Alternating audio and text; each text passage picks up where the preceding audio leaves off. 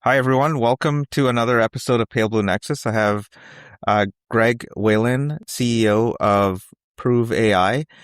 Greg, welcome to the show and thanks for coming on. I believe you said you're from the Boston area. How are you doing today? And what specific challenges are you facing today and what Prove AI is battling in the market? Yeah. Thanks for having me. The good question. We're really razor focused at Prove AI on helping you get your Gen AI solutions to production. Now, that includes two things. That includes if you're building LLM based solutions or if you're using coding assistants and trying to operationalize the increasingly complex code that's generated, right, as you're using those coding assistants like Codex or Claude Code.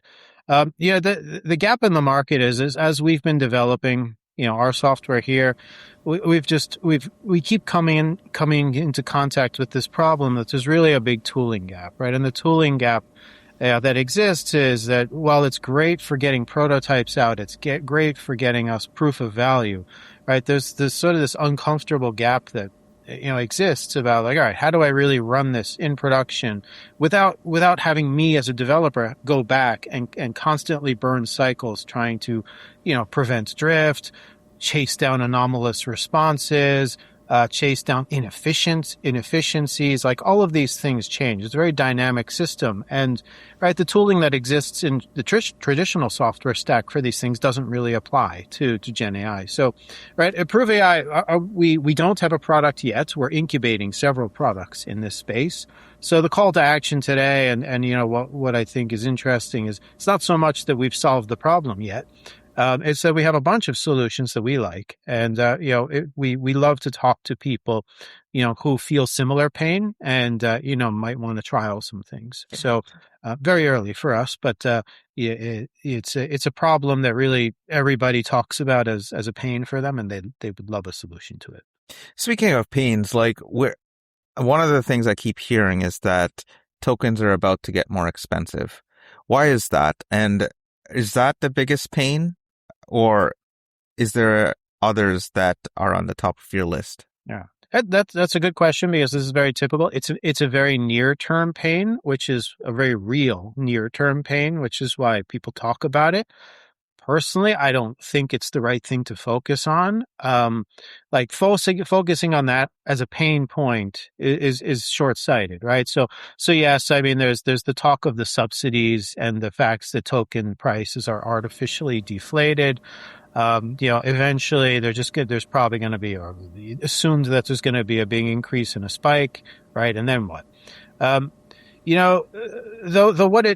I think though, you want to, in this space, you want to look like 2 or 3 steps beyond that and say, is this something I should really worry about long term?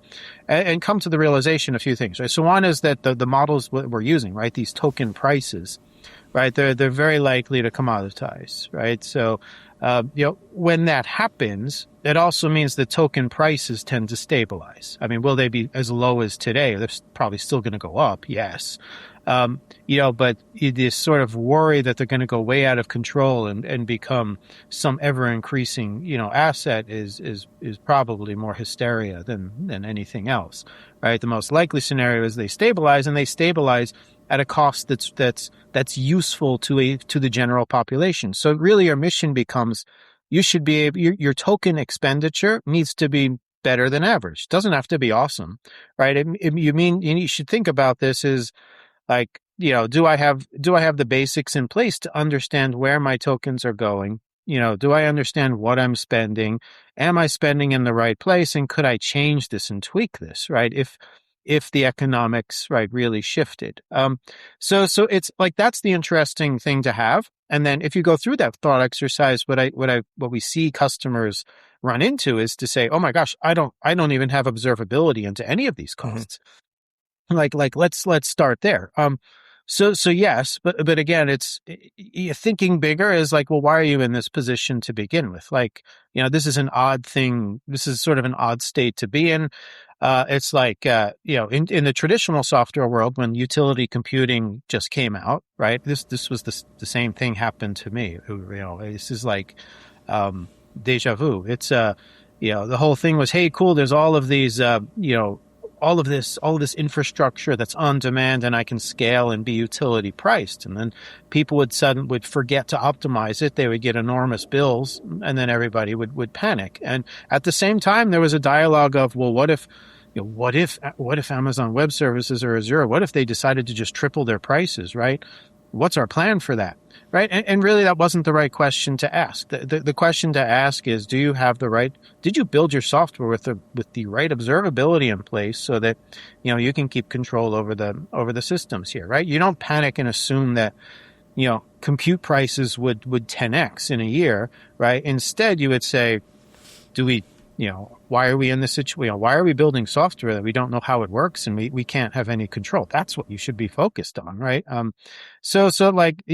we recommend the same thing for generative AI development. It's like if you're skipping steps and you're in that position to begin with where you're panicked about token costs, it's probably a symptom of you built software, you skipped a bunch of steps.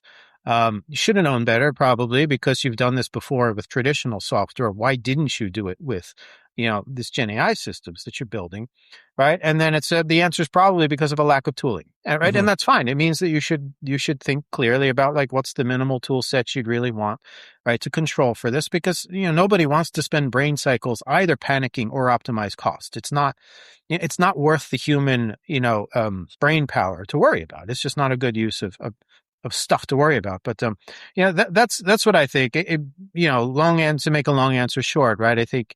Yes, prices will go up, right? Because they're considered to be subsidized. Is it worth worrying about? No. Should you do something about it? Yes. If you are worried about it, yes. But the right action is to say, why are we in this position to begin with? Am I developing my software in the right way? And approach it from that direction. What's the bottleneck there that's causing that's not enough supply? Is it data centers? Yeah, sure. So data centers, power, cooling. All of those things contribute to it. Hardware availability, all of those things, right? Mean that you're going to end up with high, with high costs. Some of those may or may not be resolved. But I think at the end of the day, you can only sell tokens, right? To people will only pay what they can get out of them.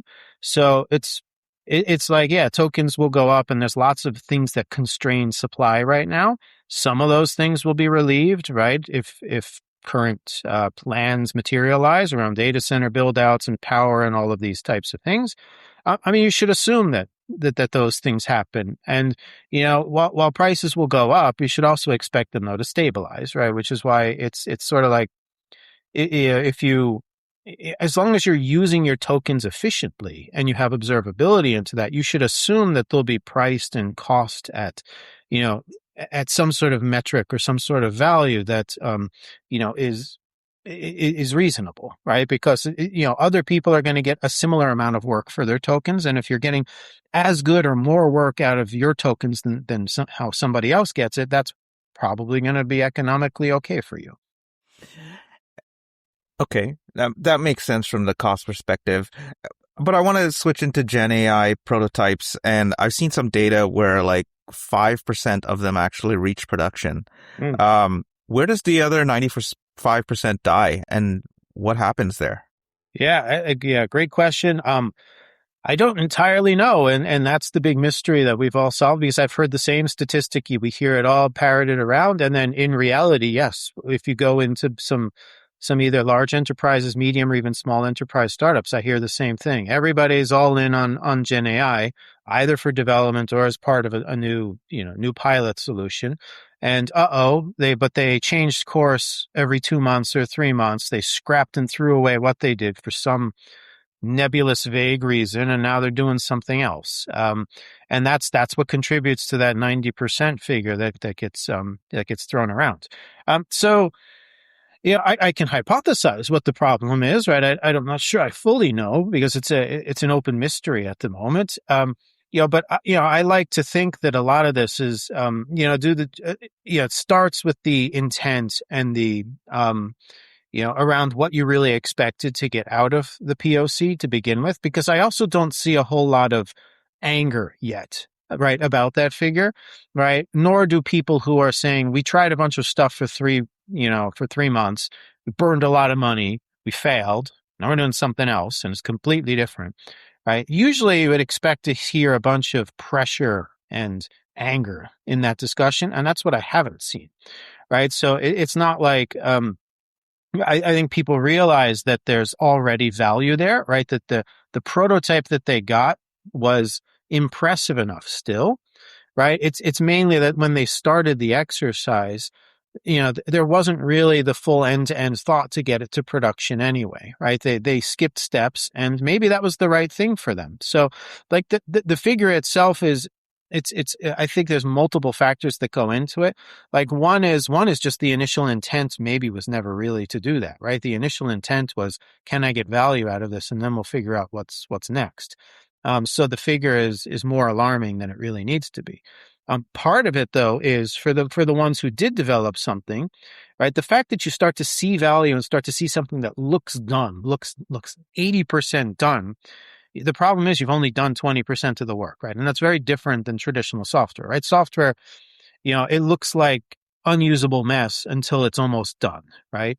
And with generative AI, it's flipped. So either whether you're using coding assistants or whether we're talking about an LLM-backed solution, you get something that's like, oh my gosh, this amazing. I'm amazed it got this far. And whoa, can we just productionalize this? The thing is that you're not comparing apples to apples, right? We're comparing things that aren't comparable, right? Because really what this prototype was really only represents a 10 to 20% Right. done thing that people are walking away from. So again, the anger level is going to be different. Sure, it didn't make it to production, but you didn't really build it. You built something that's far, far smaller. And in the traditional software world, this wouldn't even have been talked about, right? So it wouldn't have ever been part of a statistic like, nothing's getting to production. So that's part two. Part three, though, is, an area that is worth focusing on. And this is where Prove AI helps. And this is that, right, when people do develop and find something of use, and they get it to close to production, they find a massive tooling gap, right? So they realize that you're going to need to spend time to update the software. You're going to need to make changes to it. You're going to need to do all of that without regressing behavior. You're going to need to, have visibility into what things are going off the rails, right? And all in such a way that you can't have to spend your entire day on this, right? That's the key thing is that, right, engineers need to move on to new things. And what they're stuck with is a situation where they're like, it works, it's great. And then they realize that as people start using it, they wake up with their morning coffee and they go on, a 4-hour side quest to go and investigate 6 failed conversations, like 2 odd tool calls, right? And then it's 2 p.m. and they're sitting there saying, man, this is not normal, right? Engineers you're supposed to be done and move on, right? Operationalize, handoff, move to a DevOps team or an SRE team or something, some sort of on-call rotation. And that's where people get stuck. So then it's like, well, why is that stuck? It's because there's no accepted procedures in place for how to handle this situation. There is no tooling. You probably have to build the tooling yourself, right? And these are the things that it means that you're stuck and half your day goes to supporting something that, you thought you would just get for free, right? Because you've always gotten that for software, especially Right. if you're, an engineer and you're, in your 30s, right? This is stuff that you're used to just getting out of the box, right? Oh my gosh, yes, we need alarms. We need all of this stuff. We need run books. We need all of this stuff. And it's just like, yeah, those things are not a big deal anymore. If you go back to the 90s or the early 2000s, it was a big deal, right? That was all big discovery. So we're in the same pain point again, where people are like, oh, I assume somebody solved this. And then they get to the point like, wow, there's nothing out there for any of this for Gen AI. I talked to some engineers yesterday at a meetup, and basically they said like it gives you has this thing where it gives you a amazing confidence, right? Like it says it's great and all these things are whatever your input in, great job. But you're saying that there could be like a silent regression in your workflow that basically is setting you back, and you need to get granularity on that. Is that what I'm hearing? Yeah, so that, and then on top of that, the fact that you're dealing with a non-deterministic system that, like, you can't test for every possible Right. outcome. So, Like, when you open it up for, the use cases that you can think of and you think you've designed test cases for them, um, context can change, data assets can change, right? And everything can go south very, very quickly.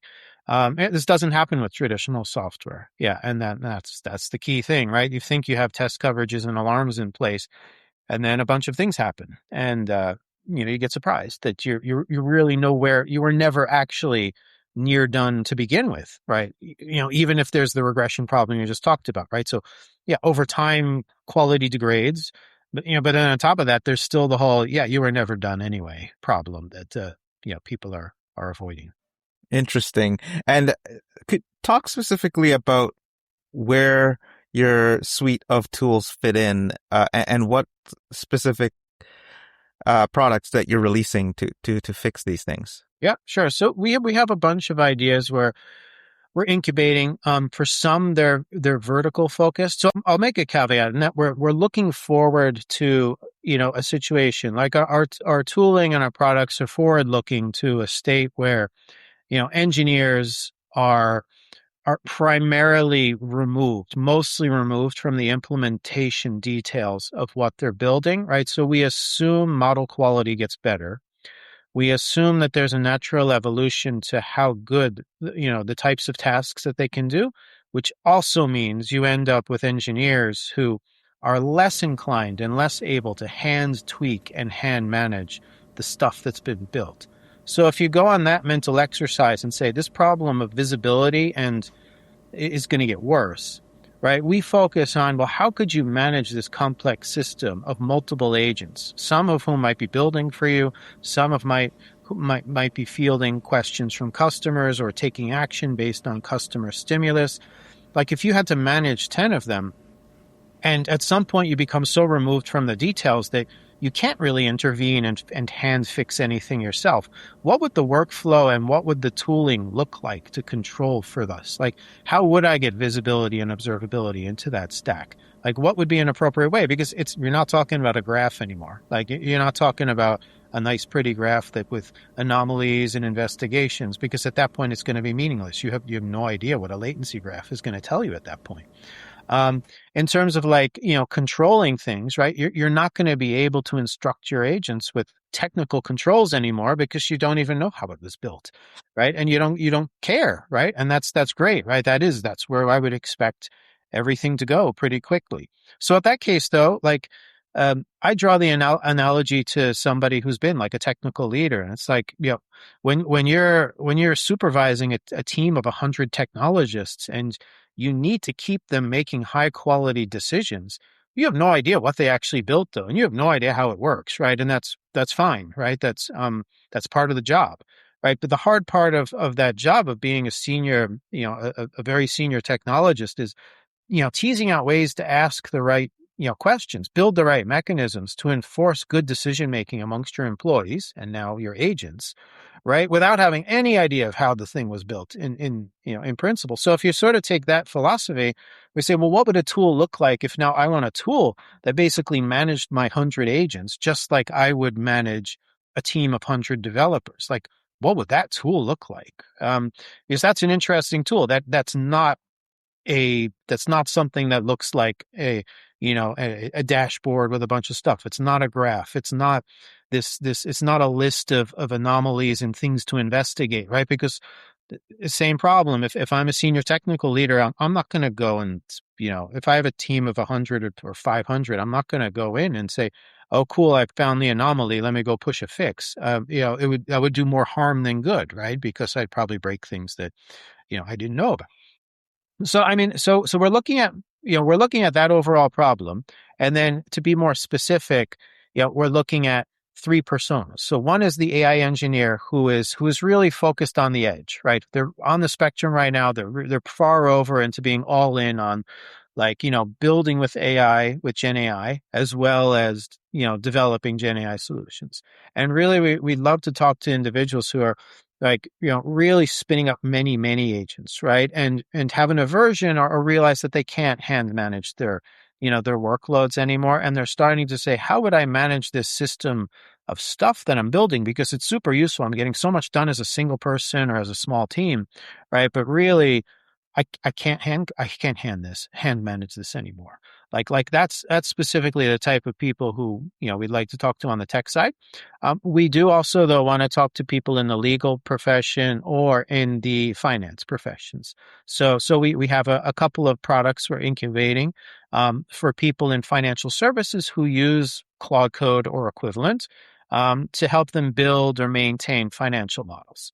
Right. So it's an analogous problem. It's like if you're going to set, if you're a finance person and you want to use agents to do some of your modeling work and you want to instruct them, right? How do you put in enough controls for those agents so that they don't do a few no-nos, right? So that they don't do things like violate compliance rules, that they don't mess around with a Right. formula that's forbidden, they don't pull financial data from the wrong source when told otherwise. Think of it as analogous to managing a person, right? It's like, I don't really care how they do the work, but don't you dare do this, right? And it's an interface thing of, number one, how do I express that to the agents? How do I observe it? And how do I realistically control for it?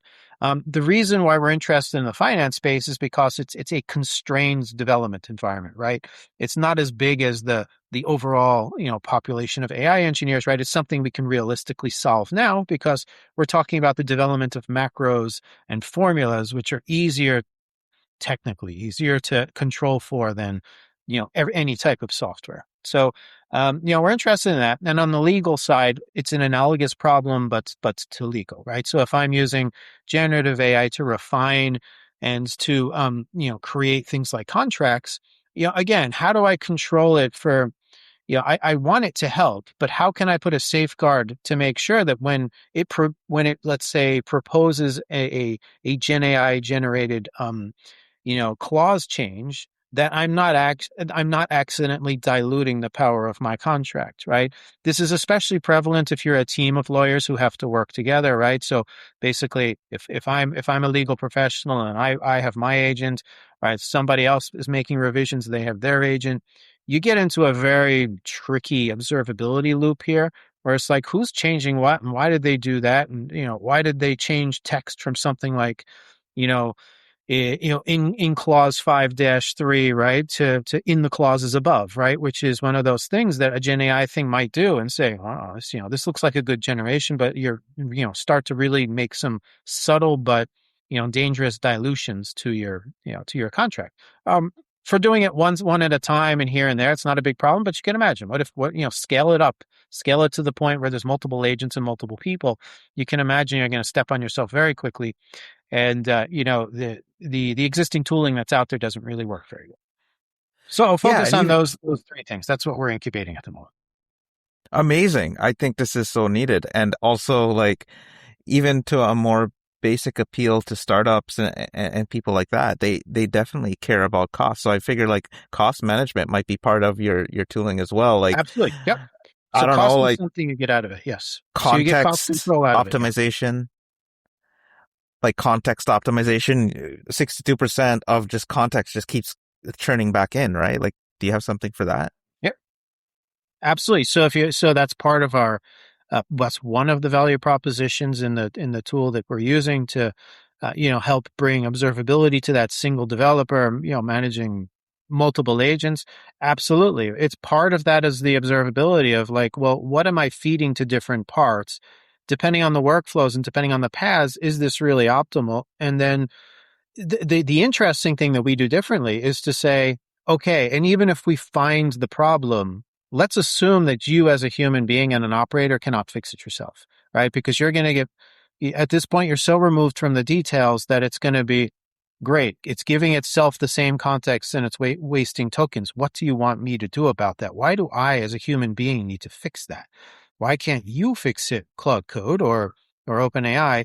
And then it's because agents need instructions and there's multiple agents involved typically, and they do all sorts of things. So then it begs the question of how would you realistically implement that cost control once you've discovered it, without having the human being, the operator, be tasked with doing this work, right? Because that's annoying in today's world for most people. It is unscalable and impractical by next year, even, So that's why we focus on that. Yeah. And you call it like a coordination tax, right? Like you have a multi-agent system. It's routing, but then queries can be sent between each other. Context can be sent with to each other. Yeah. And then finally, I guess they would return different results. How do you determine which one's canonical and things like that? Yeah, yeah. So exactly. So you get this coordination tax, and as you scale up your agents, and you say, "Cool, I have all of these things, and they're doing well." Just like a manager, just like a senior leader in a company, you end up with, a bunch of additional work that gets thrown at you because things that do work and don't communicate all the time start to push things, start to do things that are suboptimal. So I mean, it depends on the use case. I mean, in some cases you can control this just by looking at paths and things like that. We've looked at some ways of sort of controlling for this, and in our prototypes here we have a few hypotheses that we can test, right? But some of them are interesting. Think of it as exactly how you'd manage a human being, like again, saying that the path maybe or maybe not does not matter depending on the case, or depending on your application. But maybe you want to be absolutely sure that the core facts being used are always invariant, right? And that's what you observe, inspect, and right, you make sure that you have controls in place for, right? But okay, but then how do you build all of the tooling to periodically probe your models and say, hey, what are the core facts you're using? What are the core facts you're using? And measure that drift, right? That's the tool that's missing, right? So that would be, again, something that we're incubating, at the moment, right? It works great for some. Works great for some use cases, but that's an example, right? To put that into a very real world thing, right? You can, maybe you don't care how a team of cleaners, right, gets their work done, right? But you are going to have a few inspection points, right? And say, all right, well, I want to see, like, maybe the mixture of your cleaning fluid is something that I actually do inspect, right? Because that's something that, like, if, it's pretty easy to understand and measure whether a floor has been cleaned. It's pretty, easy to then say, did they use the correct mix of cleaning fluid? If both of those things are always accurate at the same time, and you're sure that somebody's cleaning and there's a proper mix of cleaning chemicals, maybe Yeah. you don't need to worry about the rest, right? So the analogs are, yeah, they're fun, but they roughly scale to this type of thing. It's just picking the right thing and observing it is tricky, and that's the tooling gap. This 100% reminds me of when software engineering was becoming an accredited practice in universities and institutions. There needed to be formal verification for it to be called an engineering practice. Mm-hmm. It sounds like AI engineering is going through the same life cycle right now. We need to have proofs, right? And Yeah. yeah, are you agreeing Well, with proof that? or some assurance. I don't know how Yeah, it will. I don't know how it will unfold, but again, this is again one of my, almost the way that I got pulled back into the area is that, as there's multiple parties who are working and consume each other's AI services, right? I want to know, well, this AI service I depend on from another vendor, like, how do I know that, one, it's doing a good job, right? What are the outcomes? How do I know that everything's above board, that it's consuming data assets it's supposed to consume, right? And how do I know that the mean of how it does its work is acceptable to me, right? right. There's not a good way to exchange that information. The SaaS world sort of took the easy way out, right? The SaaS world was like, look, it's just too hard. We'll do SLAs, we'll have contracts, and we'll give back money when things fail, Service right? And credits. yes, if there's legal and we do audits, right? And we have things like SOC 2 and we have ISO certifications. But basically, that was how we established trust between a party with software and a party who wants to consume the software. That doesn't work for Gen AI. That's the problem. So we would assume so working from the bottom up is, yes, me as a developer, I need to have assurance into how my practices are, but we can assume that there's a longer term state to, okay, and how do I transmit or communicate this to the people I work with, and or work with a third party auditor or verifier or whatever who knows what's going to happen? Who certifies that my AI practices are indeed in line with the industry? So yeah, the prediction, I can't actually predict what will happen here. I would expect something to happen, and I would expect it to be different than how software is managed today. Because in today's world, it was just really it's latency, error, right? And availability, right? And I want to know those three stats. I'm going to create a nice, tightly worded contract around them.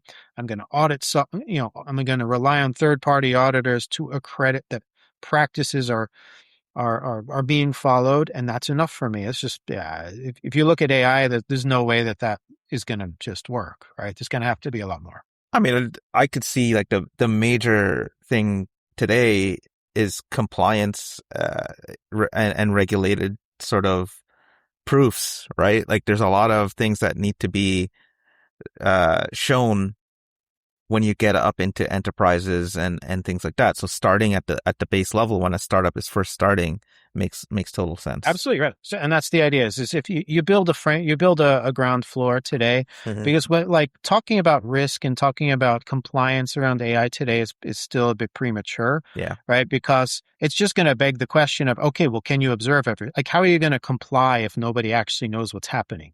Right.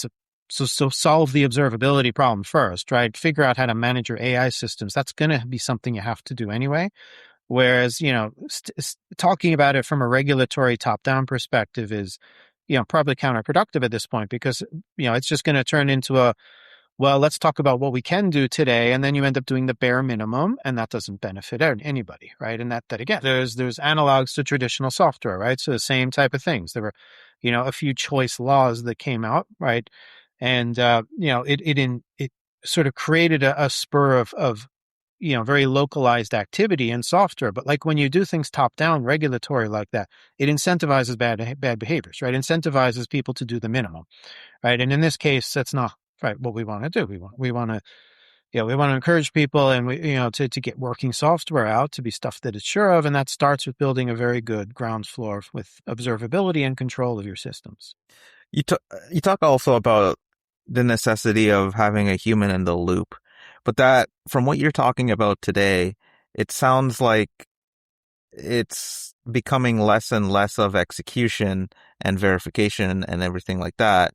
But where does that net out? Like where does a human slow things down? And I think I know where you're going with that. But where is it absolutely necessary? Yeah, sure. So, I mean, when we say the human in the loop, right? It, like any system that is built, right? You still want to have and will need to, the assertion here is that you still need a highly skilled operator to run and right, to make sure that everything is going as you wanted it to, right? So the point of that is really there's not don't anticipate there's going to be a magic, you know, um, sort of a AI revolution here in such a way that it can understand what you want to do, Yeah. what it should be doing in a case that has never been done before, right? So you're building something brand new. There's always going to be that knowledge gap or that intention gap. So like, the expecting Gen AI to do everything is a pitfall, right?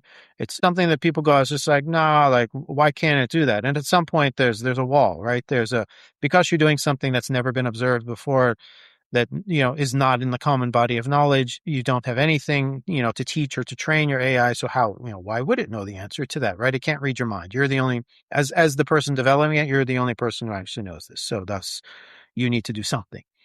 um the big gap is just getting distracted by stuff, right? It's not spending time on the things that you should be spending time on, and it's not having observability into the Right. things that you need to observe. Why is that? And it's just because there's figuring out how to manage and what exact question to ask, and then how to, once you're sure what you want asked, how to organize that and how do you as a human being consume it, right? Those are the gaps. Those are the things that don't exist as tooling. So you end up building stuff yourself, right? It not being great. And then, ultimately giving up and saying, well, it kind of works. And I guess I'll just fly partially blind, right? And that's the pitfall. And I guess when we're talking about this level of production, we're talking about transactions being made. Eventually, Mhm. there will be agent to agent economies. And Exactly. you're talking about maybe billions or millions getting settled by agents themselves. How do we get there? Like, how do we trust agents with real money? And Hmm. Yeah.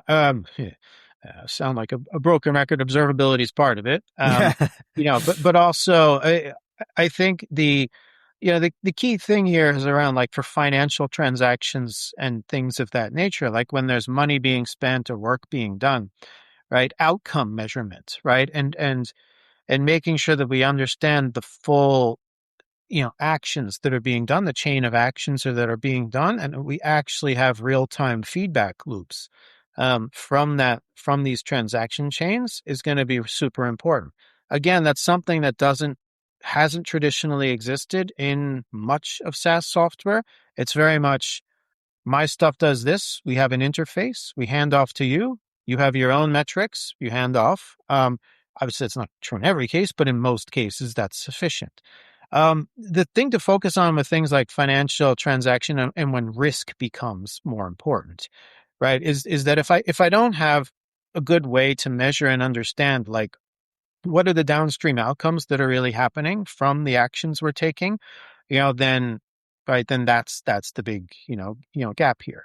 Um, yeah, so like that's different because we don't really have the mechanism or the toolings in place to really collect this from, let's say, from a chain of agents from multiple vendors, right? It's like they're just going to say, "Look, I'm done with my job. Here it is," right? And you end up with perhaps really bad outcomes. And to get there, the first thing you need is a coordinated way for these agents to, right, either themselves collect and distribute like what the goal was, what the goal status was across the chain, right? And then probably make that verifiable cryptographically at some point, right? interesting.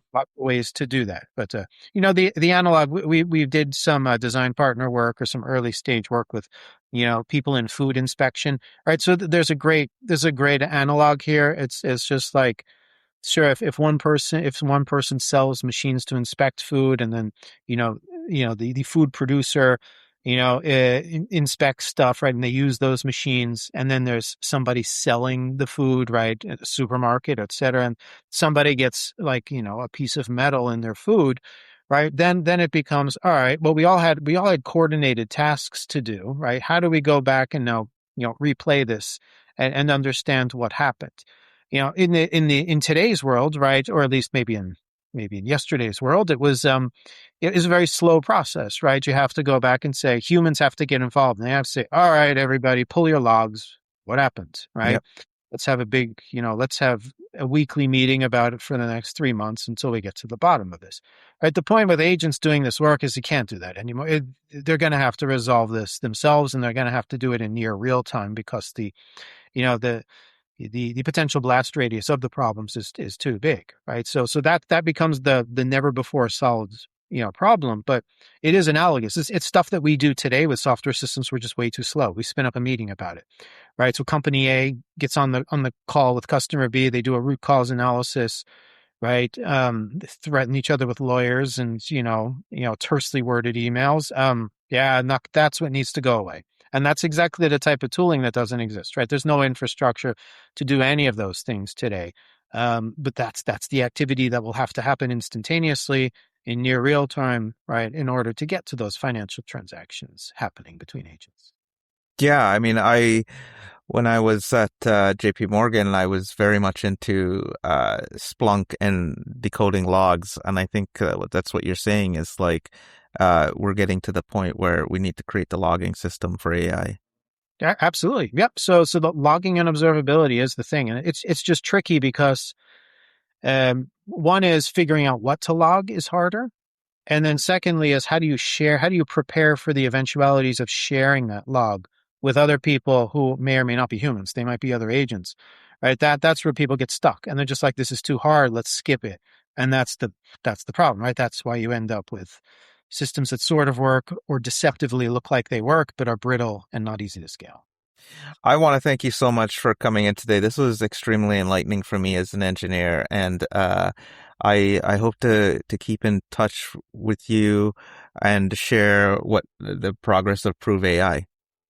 Likewise, yes. You can check us out at proveai.com. We have some thought leadership at proveai.com/blog/PDD. And then, yeah, as I said earlier, like we're not in a position yet to sell. We do have some early stage design partners. If the problems I've talked about resonate with any of you, just get in contact with us on at proveai.com, and we're happy to demo or talk about whatever we're working on. So thank you. Yes, and thank you for hosting. Welcome.